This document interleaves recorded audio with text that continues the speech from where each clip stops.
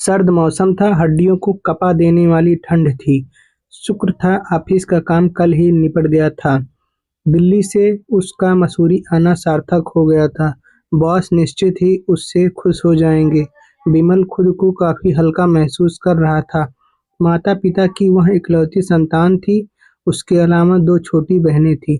पिता नौकरी से रिटायर थे। बेटा होने के नाते घर की जिम्मेदारी उसे ही निभानी थी। वह बचपन से ही महत्वाकांक्षी रहा है। कंपनी में उसे जॉब पढ़ाई खत्म करते ही मिल गई थी। आकर्षण व्यक्ति का मालिक तो वह था ही, बोलने में भी उसका जवाब नहीं था। लोग जल्द ही उससे प्रभावित हो जाते थे। कई लड़कियों ने उससे दोस्ती करने की कोशिश की, लेकिन अभी वह इन सब पचड़ों में नहीं पड़ना चाहता था। विमल ने सोचा था मसूरी में उसे 2 दिन लग जाएंगे, लेकिन यहाँ तो 1 दिन में ही ये काम निपट गया। क्यों न कल मसूरी घूमा जाए। विमल मजे से गरम कंबल में सो गया। अगले दिन वह मसूरी के माल रोड पर खड़ा था, लेकिन पता चला आज वहाँ टैक्सी व बसों की हड़ताल है। ओह! इस हड़ताल को आज ही होना था। विमल अभी सोच में पड़ा ही था कि एक टैक्सी वाला उसके पास आ कानों में फुसफुसाया, "साहब कहाँ जाना है?" "अरे भाई, मसूरी घूमना था, लेकिन इस हड़ताल को भी आज होना था।" "कोई दिक्कत नहीं साहब, अपनी टैक्सी है ना? इस हड़ताल के चक्कर में अपनी वाट लग जाती है। सर जी, हम आपको घुमाने ले चलते हैं, लेकिन आपको एक मैडम के साथ टैक्सी शेयर करनी होगी। वो भी मसूरी घूमना चाहती हैं। आपको कोई दिक्कत तो नहीं है?" ड्राइवर बोला। "कोई चारा भी तो नहीं है। चलो, कहाँ है टैक्सी?" ड्राइवर ने दूर खड़ी टैक्सी के पास खड़ी लड़की की ओर इशारा किया। विमल ड्राइवर के साथ चल पड़ा। "हेलो, मैं विमल, दिल्ली से।" "हेलो, मैं मानसी, लखनऊ से।" "मैडम, आज मसूरी में हम 2 अनजानों को टैक्सी शेयर करना है। आप कंफर्टेबल तो रहेंगी ना?" "हाँ, हाँ, थोड़ा अनकंफर्टेबल लग तो रहा है।" इतने छोटे से परिचय के साथ गाड़ी में बैठते ही ड्राइवर ने बताया, "सर, मसूरी से लगभग 30 किलोमीटर दूर टिहरी जाने वाली रोड पर शांत और खूबसूरत जगह घनलौटी है। आज सुबह से वहाँ बर्फबारी हो रही है। क्या आप लोग वहाँ जाकर बर्फ का मजा लेना चाहेंगे?" मैंने तो एक प्रश्नवाचक निगाह मानसी पर डाली तो उसकी भी निगाह मेरी तरफ ही थी। दोनों की मौन स्वीकृति से ही मैंने ड्राइवर से धनलौटी चलने को कहा दिया। गूगल से ही थोड़ा बहुत मसूरी और धनलौटी के बारे में जाना था। आज प्रत्यक्ष रूप से देखने का पहली बार मौका मिला है। बहुत ही कौतूहल से भरा था। खूबसूरत कटावदार पहाड़ी रास्ते पर हमारी टैक्सी दौड़ रही थी। एकाएक पहाड़ की चढ़ाई वाला रास्ता बहुत ही रोमांचकारी लग रहा था। बगल में बैठी मानसी को लेकर मेरे मन में कई सवाल उठ रहे थे। मन में हो रहा था कि पूछ लूँ यहाँ किस सिलसिले में आई हो, लेकिन क्यों अकेली क्यों हो, लेकिन किसी अनजान लड़की से एकदम से यह सब पूछने की हिम्मत नहीं जुटा पा रहा था। मानसी की गहरी बड़ी-बड़ी आँखें उसे और भी खूबसूरत बना रही थी। ना चाहते हुए भी मेरी नज़रें बार-बार उसकी तरफ उठ जाती और मैं मानसी बीच-बीच में थोड़ा बातें करते हुए मसूरी के अनुपम सौंदर्य को निखार रहे थे।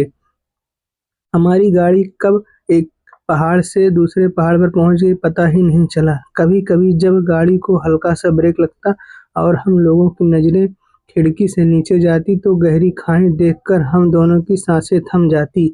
लगता कि ज़रा-सी चूक हुई तो बस काम तमाम हो जाएगा। ज़िंदगी में आदमी भले ही कितनी भी ऊँचाई पर क्यों ना हो, पर नीचे देखकर गिरने का जो डर होता है, उसका पहली बार एहसास हो रहा था। "अरे भाई ड्राइवर साहब, धीरे, ज़रा सँभल कर।" मानसी मौन तोड़ते हुए बोली। "मैडम, आप परेशान मत होइए, गाड़ी पूरा कंट्रोल है मेरा।" "अच्छा सर जी, यहाँ थोड़ी देर के लिए गाड़ी रोकता हूँ। यहाँ से चारों तरफ का काफ़ी सुंदर दृश्य है। बचपन में पढ़ाते थे कि मसूरी पहाड़ों की रानी कहलाती है। आज वास्तविकता देखने का मौका मिला।" गाड़ी से बाहर निकलते ही हाड़ कँपा देने वाली ठंड का एहसास हुआ। चारों तरफ से धुएँ, जैसे उड़ते हुए कोहरे को देखने लग रहा था, मानो हम सब बादलों के बीच खड़े होकर आंख मिचौलिया खेल रहे हों। दूरबीन से चारों तरफ नजर दौड़ाई तो सोचने लगी कहाँ थे और कहाँ पहुंच गए हैं। अभी तक शांत सी रहने वाली मानसी धीरे धीरे बोलने लगी।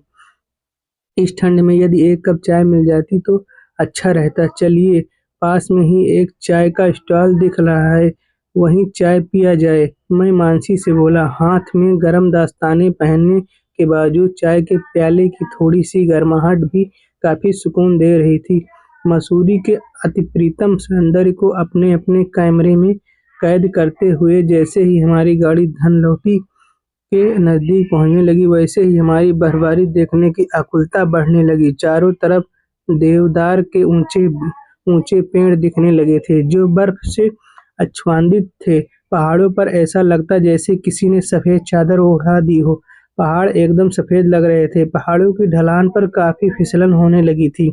बर्फ गिरने की वजह से साफ साफ नहीं दिखाई दे रहा था।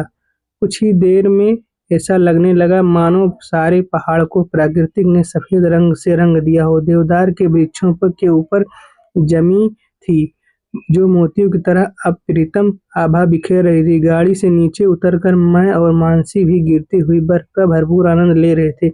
आसपास अन्य पर्यटक को भी बर्फ में खेलते कूदते देख बड़ा मजा आ रहा था। सर, आज यहाँ से वापस लौटना मुमकिन नहीं है होगा। आप लोगों को यहीं किसी गेस्ट हाउस में रुकना पड़ेगा। टैक्सी ड्राइवर ने हमें सलाह दी। चलो, यहाँ भी अच्छा है, यहाँ के प्राकृतिक सौंदर्य को अच्छी तरह से एंजॉय करेंगे। ऐसा सोचकर मैं और मानसी गेस्ट हाउस बुक करने के लिए चल दिए। सर, गेस्ट हाउस में इस वक्त एक ही कमरा खाली है। अचानक बर्फबारी हो जाने से यात्रियों की संख्या बढ़ गई है। आप दोनों को एक ही रूम शेयर करना पड़ेगा, ड्राइवर ने कहा। क्या रूम शेयर? दोनों की निगाहें प्रश्न भरी होकर एक दूसरे पर टिक गईं। कोई और रास्ता न होने से फिर मौन स्वीकृति के साथ अपना सामान गेस्ट हाउस के रूम में रखने के लिए कह दिया। गेस्ट हाउस का वह कमरा बड़ा खासा बड़ा था। डबल बेड लगा हुआ था। इसे मेरे संस्कार कह लो या अंदर का डर, मैंने मानसी से कहा। ऐसा करते हैं, बेड अलग अलग कर बीच में टेबल लगा लेते हैं। मानसी ने भी अपनी मौन सहमति दे दी। हम दोनों अपने अपने बेड पर बैठे थे। नींद न मेरी आंखों में थी न मानसी की। मानसी अभी तक के साथ से मेरी उससे बात करने की हिम्मत बढ़ गई थी। अब रहा नहीं जा रहा था। बोल पड़ा। तुम यहाँ मसूरी क्या करने आई हो? मानसी भी शायद अब तक मुझे सहज हो गई थी। बोली, मैं दिल्ली में रहती हूँ। अच्छा, दिल्ली में कहाँ? सरोजनी नगर। अरे, मैं अनाई में रहता हूँ। मैंने हाल ही में पढ़ाई कंप्लीट की है। 2 और छोटी बहनें हैं। पापा रहे नहीं, मम्मी के कंधों पर ही हम बहनों का भार है। सोचती थी जैसे ही पढ़ाई पूरी हो जाएगी मम्मी का भार कम करने की कोशिश करूंगी, लेकिन लगता है अभी वक्त नहीं आया है। दिल्ली में जॉब के लिए इंटरव्यू दिया था। उन्होंने सेकंड इंटरव्यू के लिए मुझे मसूरी भेजा। वैसे तो मेरा सिलेक्शन हो गया है, लेकिन कंपनी के टर्म एंड कंडीशन मुझे ठीक नहीं लग रही। समझ नहीं आ रहा क्या करूं। इसमें इतना घबराने या सोचने की क्या बात है? जॉब पसंद नहीं आ रही तो मत करो। तुम्हारे अंदर काबिलियत है तो तुम्हें दूसरी जॉब मिल जाएगी। वैसे मेरी कंपनी में अभी न्यू वैकेंसी निकली है, तुम कहो तो तुम्हारे लिए कोशिश करूंगा। सच, मैं अपना सीवी तुम्हें मेल कर दूंगी। शायद वक्त ने हमें मिलाया है, इसलिए हो सकता है मैं तुम्हारे काम आ सकूं। विमल के मुंह से अचानक निकल गया। मानसी ने एक नज़र विमल की तरफ फेरी, फिर मुस्कुराकर निगाह झुका ली। विमल का मन हुआ ठंड से कांपते हुए मानसी के हाथों को अपने हाथों में ले ले, लेकिन मानसी कुछ गलत ना समझ ले, यह सोचकर रुक गया। फिर कुछ सोचता हुआ कमरे से बाहर चला गया। सर्द भरी रात, बाहर गेस्ट हाउस की छत पर गिरते बर्फ से टपकते पानी की आवाज अभी भी आ रही थी। मानसी ठंड से सिहर रही थी कि तभी कॉफी का मग बढ़ाते हुए विमल ने कहा, यह लीजिए, थोड़ी गर्म और कड़क कॉफी। तभी दोनों के हाथ स्पर्श हुए। पहला हल्का सा स्पर्श हुआ तो पूरा शरीर सिहर उठा। एक बार फिर दोनों की नजरें टकरा गईं। पूरे सफर के बाद पहली बार पूरी तरीके से मानसी की तरफ देखता था रह गया। कब मैं मानसी के होठों पर चुम्मा रख दिया पता ही नहीं चला। फिर मैं मौन स्वीकृति के साथ थोड़ी ही देर में एक दूसरे के आगोश में समा गए। सांसों की गर्माहट से बाहर की ठंड से राहत महसूस होने लगी। इस बीच मैं और मानसी एक दूसरे को पूरी तरह कब समर्पित हो गए पता ही नहीं चला। शरीर की कपकपाहट अब कम हो चुकी थी, दोनों के शरीर थक चुके थे, पर गर्माहट बरकरार थी। रात कब गुजर गई पता ही नहीं चला। सुबह दोनों चाय नाश्ता करके वहां से निकल लिए। बाद में विमल ने मानसी को अपने ही कंपनी में जॉब दिलवा दिया। एक ही कंपनी में रहने के नाते अब दोनों की बातें ज्यादा होने लगी थी। धीरे धीरे उन दोनों लोगों में प्रेम बढ़ता गया और शादी कर लिए और अपने जीवन की एक नई शुरुआत की ओर बढ़ पड़े। धन्यवाद।